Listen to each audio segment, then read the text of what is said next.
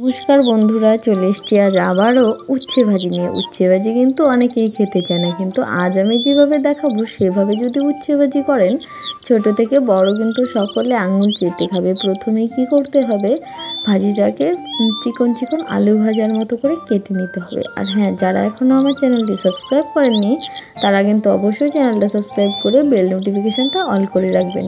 আমি কিন্তু গ্রামাঞ্চলের ভীষণ পুরনো রান্না খুব সহজভাবে আপনাদের জন্য তুলে ধরি, তো স্কিপ না করে সম্পূর্ণ দেখতে থাকুন। একদম তেতো ছাড়া ঝরঝরে এরকম সুন্দর উচ্ছে ভাজা যদি কারো পাতে থাকে, কেউ কিন্তু মুখ ফিরিয়ে রাখতে পারবে না, সকলে আঙুল চেটে খাবে। তো এর জন্যই দেখো, সবগুলো কিন্তু আমি উচ্ছে কেটে নিয়ে তারপর সামান্য নুন দিয়ে এটাকে মাখিয়ে রাখতে হবে কিছুক্ষণের জন্য, ওই 5-10 মিনিট রাখলে এনাফ।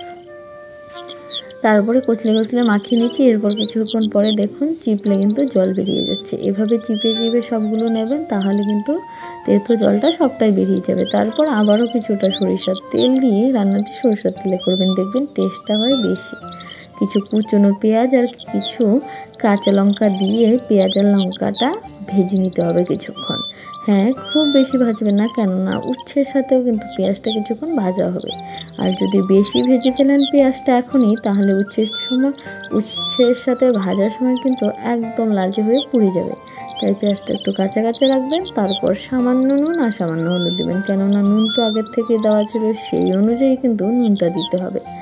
তারপর আর কি, আরও কিছুক্ষণ সময় ধরে এটাকে ঢেকে রাখবো।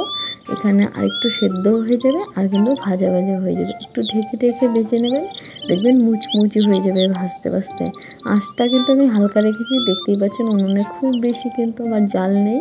সেরকমভাবে আঁচটা হালকা রেখে এভাবে ভেজে নেবেন, তাহলে রেডি দারুণ স্বাদের এই উচ্ছে ভাজি।